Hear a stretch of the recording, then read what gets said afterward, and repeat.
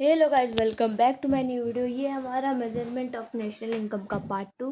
तो देख सकते हैं हमने इनकम मेथड पिछली वीडियो में किया था, ठीक है। और इस मेथड इस पार्ट में हम करेंगे एक्सपेंडिचर मेथड। तो चलिए वीडियो को शुरू करते हैं।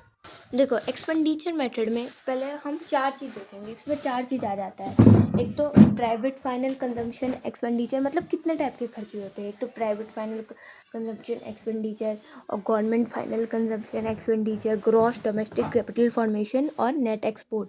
प्राइवेट में देखो हाउस होल्ड के मेनली खर्चे आ जाएंगे। गवर्नमेंट में जैसे डिफेंस का हो गया, स्कूल, गवर्नमेंट, ये सब का।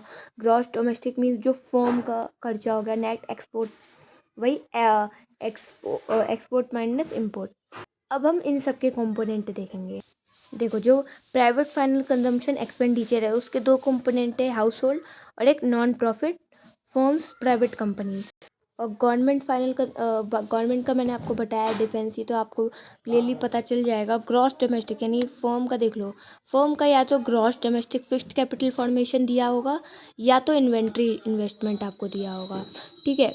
मैंने क्या बताया आपको, या तो ग्रॉस का ऐसे दिया होगा, gross domestic fixed capital formation, या तो देखो ग्रॉस डोमेस्टिक आपको ऐसे दिया तो नहीं रहेगा। अगर ग्रॉस के बदले आपको नेट डोमेस्टिक नेट बदल दिया होगा, तो नेट में हमें पता है कि क्या डेप्रिसिएशन ऐड कर देते हैं। अभी दोस्तों अगर नहीं समझ आ रहा है तो आप पहले तो आप नेशनल इनकम समझो, और बस ये थोड़ी देर की बात है, ये समझ लो, फिर क्वेश्चन पे आएंगे तो सब कुछ क्लियरली समझ आने लगेगा आपको। और इन्वेंट्री कैसे निकलेगा, closing stock minus opening stock, ठीक है। और नेट एक्सपोर्ट कैसे निकलेगा, एक्सपोर्ट माइनस इम्पोर्ट, ठीक है। और एक्सपेंडिचर को हम बोलेंगे क्या, GDP gross domestic product market price. तो देखो ये पूरा चार्ट है, प्राइवेट, गवर्नमेंट, ग्रॉस डोमेस्टिक और नेट एक्सपोर्ट। और इसको हाउस होल्ड और फर्म करता है, और इसको gross domestic fixed capital formation, और इसमें इन्वेंट्री। अगर आपको इसमें नेट दिया है तो आप डेप्रिसिएशन ऐड करोगे, इन्वेंट्री दिया है तो closing stock minus opening stock, और नेट एक्सपोर्ट दिया है तो एक्सपोर्ट में से इम्पोर्ट घटाओगे। चलिए अब हम ध्यान से समझेंगे क्वेश्चन, और आपको इजीली समझ आएगा। बहुत ही इजी इसके क्वेश्चन आते हैं, बस थोड़ा सा समझने में अगर आपने टाइम स्पेंड कर दिया होगा ना, चुटकियों में क्वेश्चन हो जाएगा। तो हमें NNPFC निकालना है बाय एक्सपेंडिचर मेथड। हमें तो आप सोचोगे कि मैंने तो बताया था कि एक्सपेंडिचर मेथड से तो हम GDP निकालते हैं, पर GDP से हमें GT net national product factor cost निकालना है। मैंने आपको नेशनल इनकम में बताया था कि GDP से MP बाकी चेंज कैसे करते हैं, तो इसके लिए आपको नेशनल इनकम का वीडियो ज़रूर देखना पड़ेगा, ठीक है। तो हम पहले GDP MP निकालेंगे, फिर हम net national product at factor cost निकालेंगे।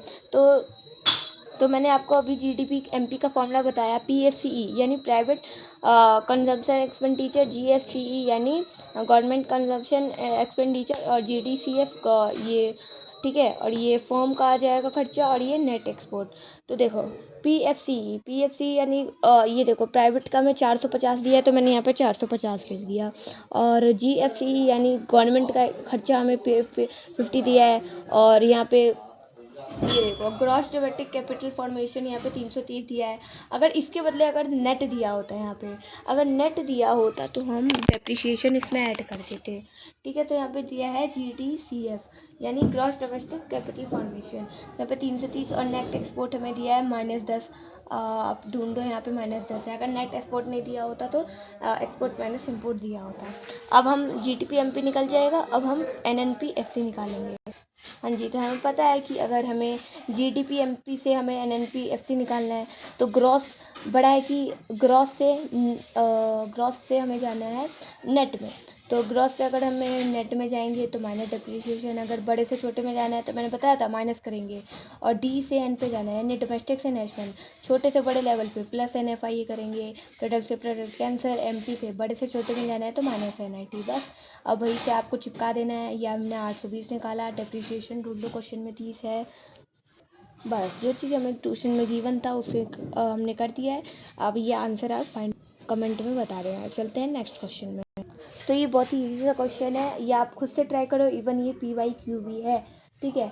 और तो चलिए वीडियो को स्टार्ट, सॉरी हाँ, क्वेश्चन को स्टार्ट करते हैं। तो हमें पता है कि फाइंड NDPFC निकालना है। तो अब मुझे कैसे पता चलेगा कि ये इनकम मेथड से मैं निकालूं कि एक्सपेंडिचर मेथड से निकालूं? भाई रुको। तो हमें पता है कि इन्वेंट्री इन्वेस्टमेंट किस में दिया रहता है? एक्सपेंडिचर में। उसमें थोड़ी ना रहता है, इनकम में। इनकम में नहीं रहता भाई। इनकम का फॉर्मूला आप लिखो जल्दी से। इनकम का फॉर्मूला जल्दी से लिखो। हाँ, और इनकम का operating surplus plus netted income, और पहला वाला आप जल्दी बताओ। Compensation of employ. खैर, और ऑपरेटिंग सरप्लस में क्या क्या आ जाता है? Asset, next income, royalty, intellectual property. तो हमने रिवाइज भी कर लिया है, ठीक है। चलो हम ऐसे इस क्वेश्चन में चलते हैं। तो भाई ऐसे एक्सपेंडिचर मेथड में ये सब गिवन रहता है, inventory, gross domestic and residential instruction. तो चलिए भाई स्टार्ट करते हैं। तो मैंने फॉर्मूला लिख लिया है, ठीक है। अब आप सोचोगे कि कंजम्पशन एक्सपेंडिचर दिया है, तो कंजम्पशन एक्सपेंडिचर अगर खाली दिया होगा तब आप किसका मानोगे? प्राइवेट का। तो मैंने प्राइवेट का यहाँ पे ये देखो, एक मिनट, हाँ, 20,000 था तो 20,000 मैंने लिख दिया है। GFCE ये नहीं दिया है गवर्नमेंट का, ना इसके कंपोनेंट दिए हैं, ना ये दिया है, तो इसका आप नहीं लिखोगे। अब इसमें दिया ग्रॉस डोमेस्टिक कंजम्पशन, ये ठीक है। तो मैंने अब देखा कि मेरे को तो कहीं पे दिया नहीं है ठीक है। तो अब इसमें हमें दिया है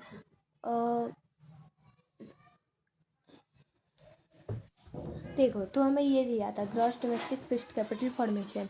तो इसमें जब हम इन्वेंट्री इन्वेस्टमेंट ऐड करेंगे ना, तब हमारा आएगा वो, ठीक। बताया कि gross domestic fixed capital formation में जब हम ऐड करेंगे इन्वेंट्री इन्वेस्टमेंट, तब हमारा आएगा ग्रॉस डोमेस्टिक कैपिटल फॉर्मेशन। वो फिक्स्ड कैपिटल फॉर्मेशन था, है ना। तो हम डिप्रिसिएशन ऐड करना पड़ेगा ग्रॉस डोमेस्टिक फिक्स्ड कैपिटल में, तो हमारा आएगा ग्रॉस डोमेस्टिक कैपिटल फॉर्मेशन। तो देखो, ग्रॉस डोमेस्टिक फिक्स्ड इन्वेस्टमेंट है, तो 10,000 ये रहा, और 5,000 हमें ऐड करना पड़ेगा इन्वेंट्री। तो ये, और नेट एक्सपोर्ट दिया नहीं है, तो इतना कॉम्पोनेंट भी है। बस भाई निकाल के, और जो भी क्वेश्चन आपको गिवन है उसमें चेंज करके आंसर निकाल लेना, ठीक।